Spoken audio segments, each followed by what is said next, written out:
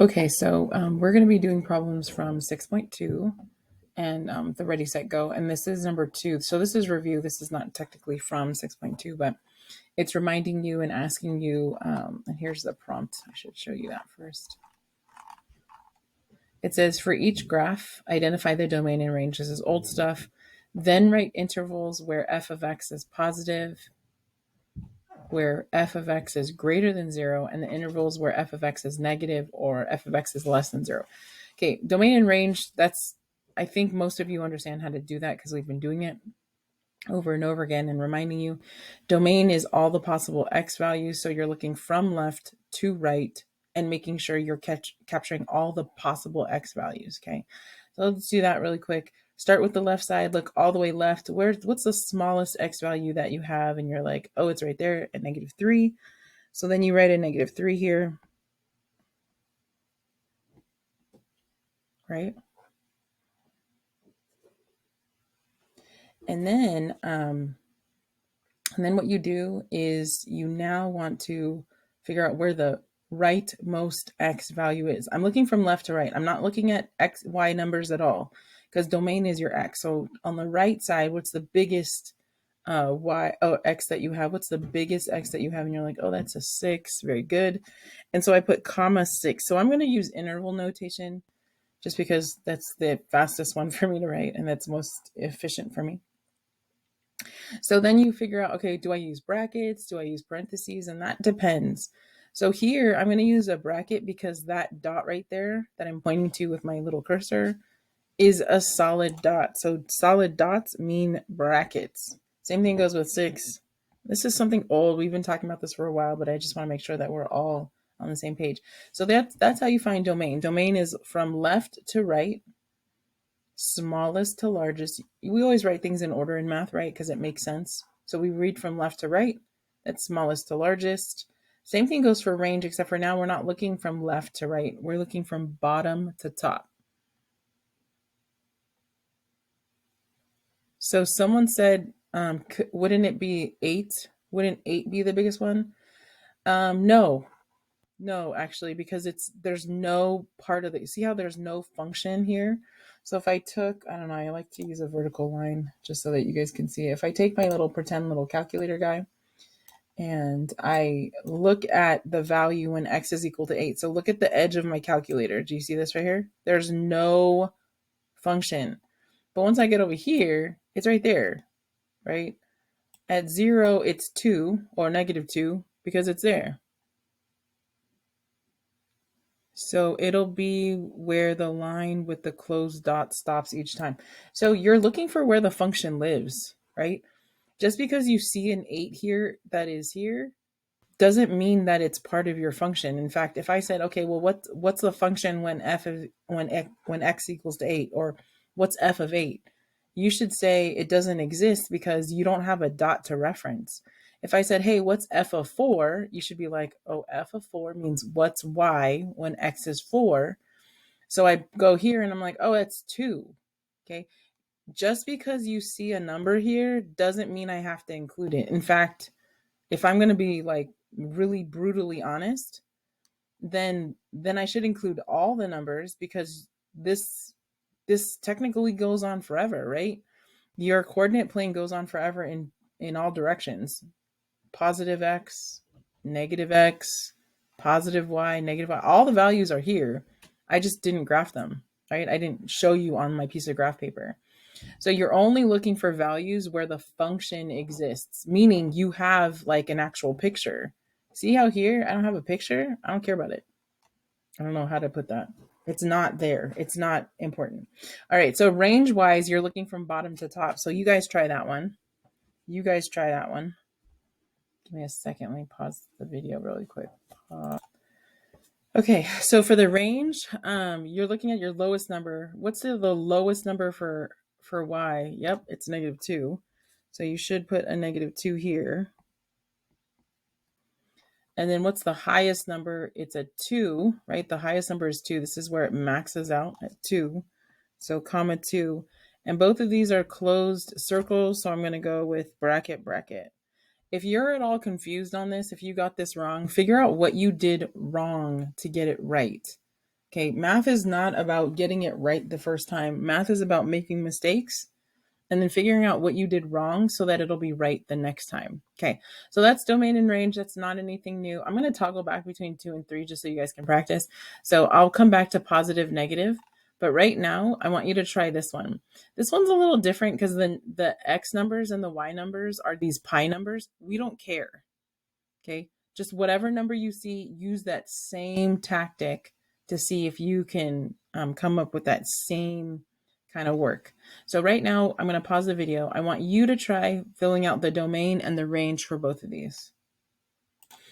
Okay, so you guys got it right in terms of your domain. So the way the domain works is you look left to right. These numbers look weird. You'll get used to looking at numbers like this eventually, but right now they just look funny. So this is the leftmost is negative 2 pi. The rightmost is 3 pi over 2. And these both get brackets because they're both closed circles. Closed. If it was an open circle like this, like a little O, it looks like a O, then it would be a parenthesis. But because it's closed, that's the way it is. Range looks like this, right?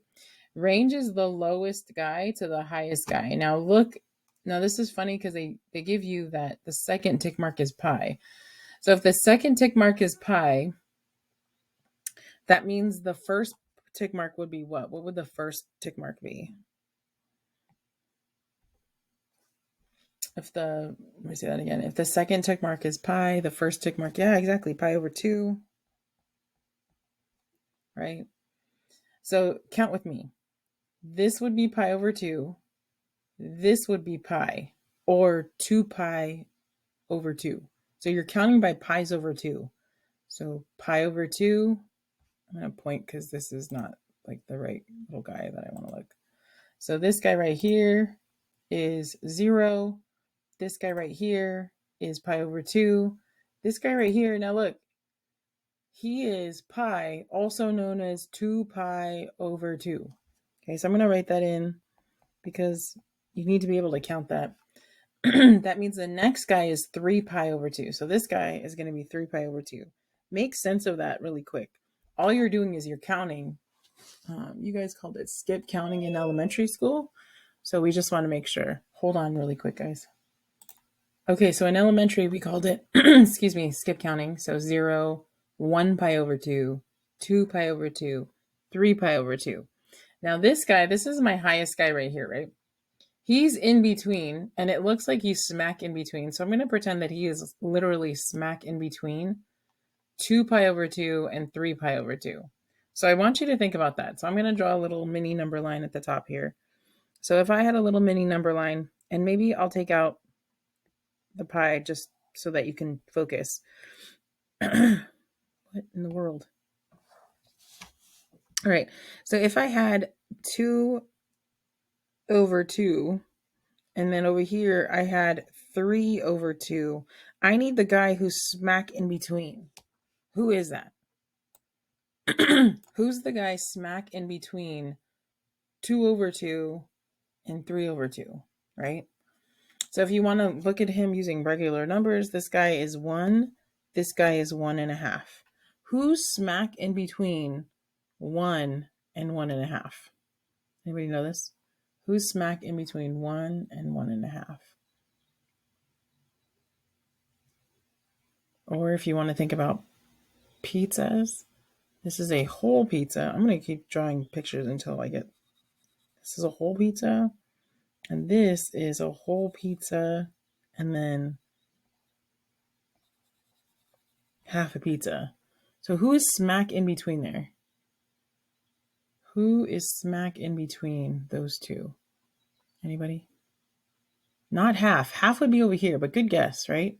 So if I continue this number line this way, this guy would be somewhere here. 1/2 would be out here. So it's not half. Half is over here.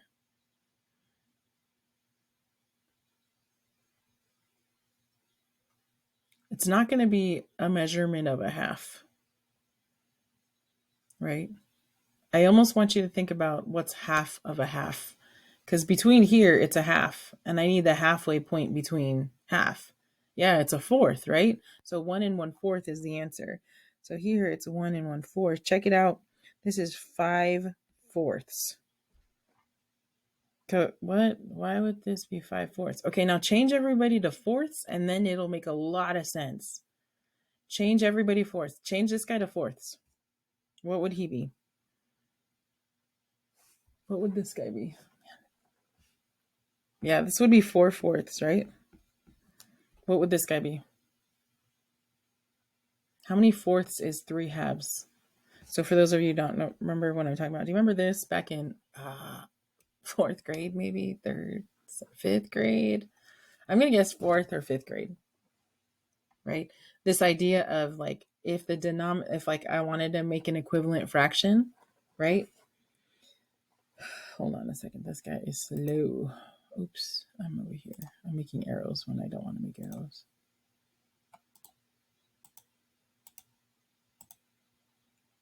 So do you remember how to make these equivalent fractions? The way the equivalent fractions work is if 3/2 is equivalent to what over 4? Can you imagine that this says what over 4? For some reason, it's not showing up. Hold on a second.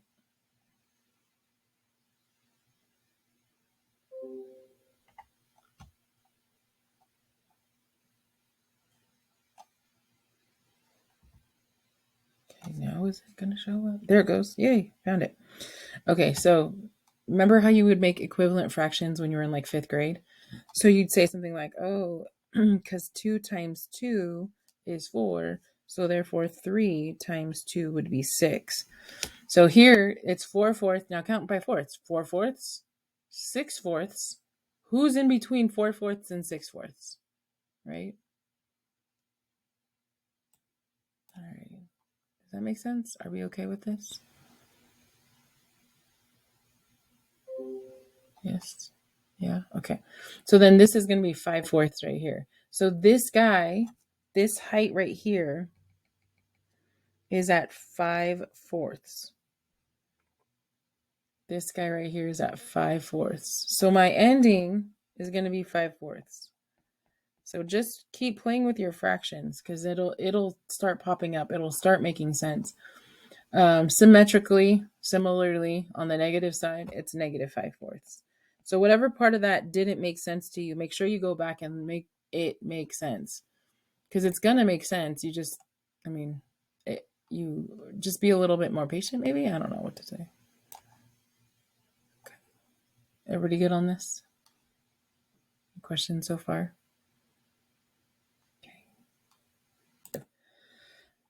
All right, so now that we have domain and range reviewed, we're going to go back to positive and negative. Let me clear my screen. Okay, so positive and negative just means like, so whenever you see this phrasing, don't freak out. Like I have people that are like, Ms. Johnson, I don't know what f of x is greater than 0.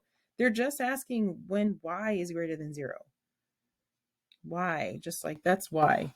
That's y is greater than 0. Oh, when y is greater than 0, Ms. Johnson? Yeah. So looking at this function, where is y greater than 0? Where is y greater than 0? Right? So then I'd be like, oh, it's here and then here, right? I'm not including at 0. I don't want at 0. I want above 0, right? So whenever they're asking you for intervals, always talk in terms of x. Don't talk to me in terms of y. That's doesn't make sense, right? Like if you said, oh, it's when 0, it's from 0 to 2. That doesn't help me because that's the y values. Whenever they're asking for intervals, they're always looking from left to right, like a timeline. Like pretend that this is like a timeline on your movie. Like at what minute is your function higher than the x-axis? So there's one section here, and then there's another section here. So from what to what? From what to what? From what? Starting at what to what?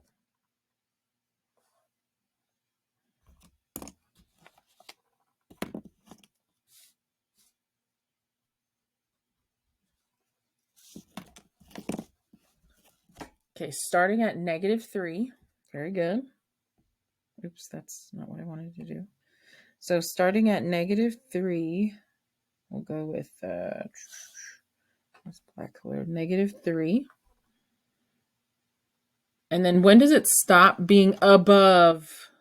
When does it stop being above? Well, it stops right there, right at -2. So then it's comma -2. So let me ask you a question. So we got -3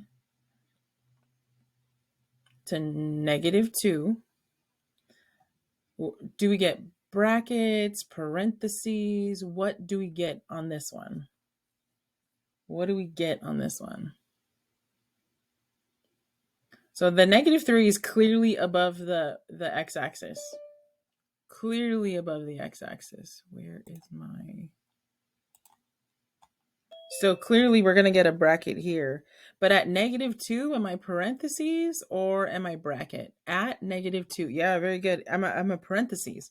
Well, why, Ms. Johnson, why is it a parentheses at -2? Because it's specifically asking you for when it's above the x-axis, when it's above the x-axis.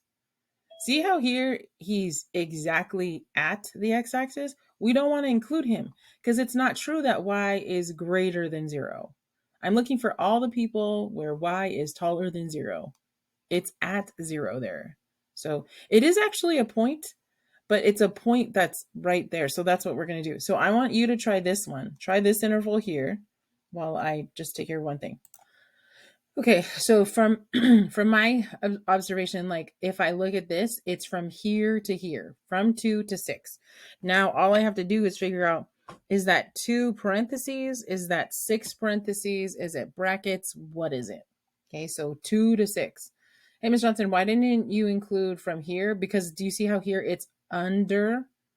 Oh man, I'm on the wrong side. This needs to go over here. What am I doing? This is still positive. It needs to be here, not there. So from here to here, right? So is this brackets? Is this parentheses? What are we doing here? Good. Which one gets a parentheses?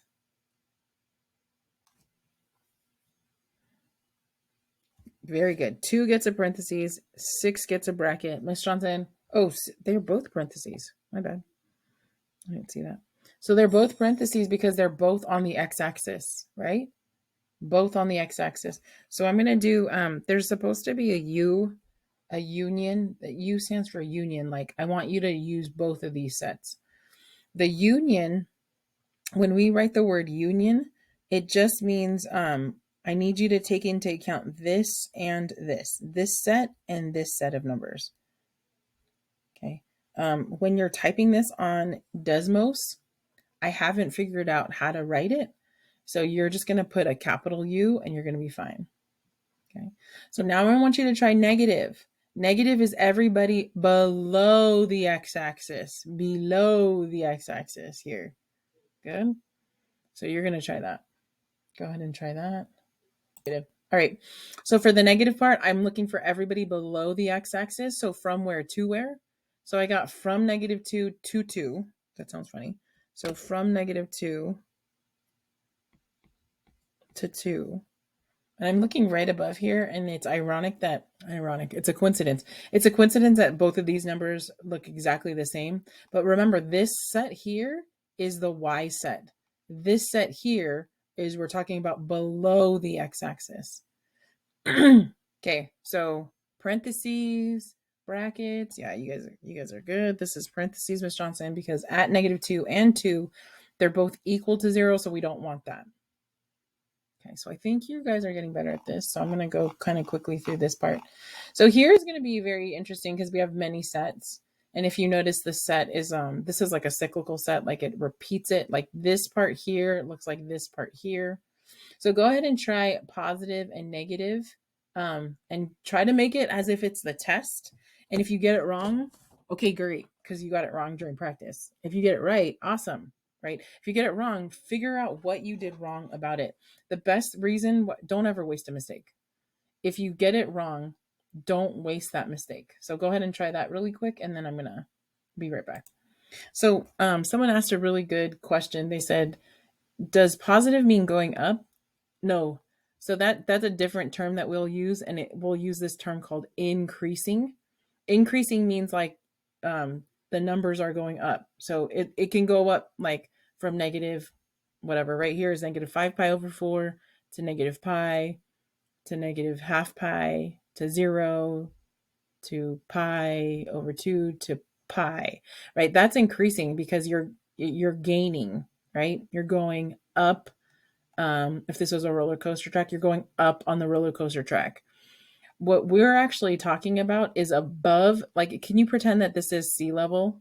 We're talking about above sea level or below sea level. So maybe, I don't know, I can't think of a roller coaster that goes underground. We start above ground and then we go down, but you see what I'm saying? Like, I pretend that there was a roller coaster that actually went underground, right? And then above ground or above sea level, right, would be positive. So positive literally is this section here. Hold on, sorry, I need to switch.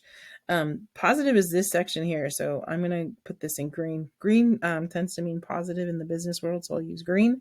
So it's from there to there, from there to there. So very distinct, right? Very distinct between going up. So careful how you tell yourself that this is what positive means, because going up will confuse you later on, right? So from here to here, I've got negative 2 pi to negative pi. So I've got negative 2 pi to negative pi. And because I want it to be greater than, I'm going to use parentheses. And then there's a union and there's another set from 0 to pi.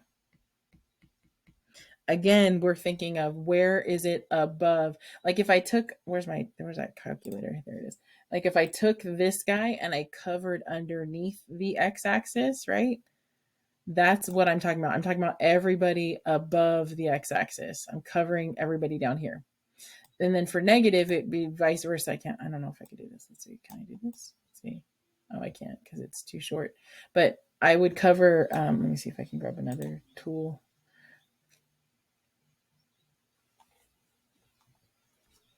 Oh, okay. So then we go like this, and we're like, thinking about this. Like I'm trying to cover everybody above here. So everybody below here gets to go in my negative loop. Does that make sense?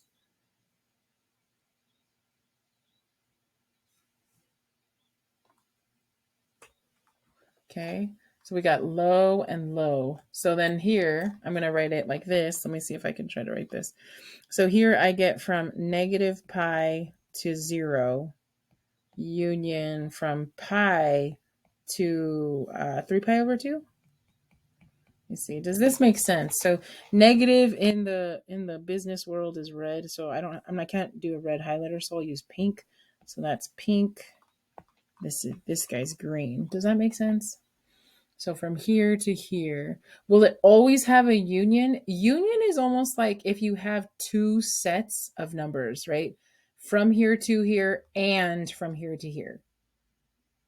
Okay. Union just means if I have two sets of lists. Like I think about this as a list of numbers. All the numbers from negative pi to 0 and all the numbers from pi to 3 pi over 2. Union means I want both lists. I want both sections, right? Very good. Okay, so in the bigger picture of things, and let me zoom out just a tad. In the bigger picture of things, when you're doing things like this, they're really wanting you to understand this graph to get like something else, right? And that's what we're going to move to once we start graphing pictures like this, right? Do you understand domain is from here to here? Are you okay with the range being as low as this and as high as this? Because if you understand this, in the next couple sections, when we start graphing sine, cosine, and tangent, I can talk about this and being like, oh, it's positive in this area, it's negative in this area. Because if you think about, remember when we were talking about like the Carlos on his Ferris wheel, right? Everybody above A that was above the x-axis, right? And everybody below was less than, it was a negative sign or a negative thing. All right. Very good.